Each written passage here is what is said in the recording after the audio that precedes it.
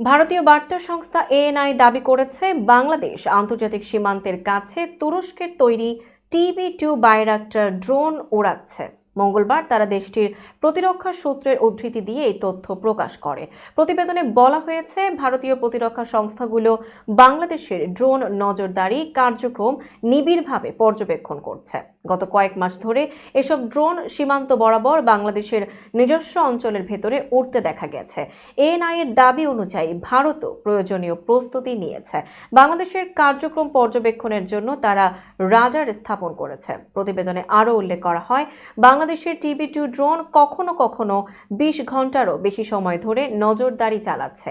ANI আরও দাবি করেছে, বাংলাদেশ সরকারের নেতৃত্বে থাকা ডক্টর মোহাম্মদ ইউনূস পাকিস্তানি গোয়েন্দা সংস্থার সঙ্গে সম্পর্ক জোরদার করছেন। তাদের প্রতিবেদনে বলা হয়, বাংলাদেশি কর্মকর্তাদের ভারতের সীমান্তবর্তী সংবেদনশীল অঞ্চল চিকেন নেকের কাছে পরিদর্শনের আহ্বান জানানো হয়েছে।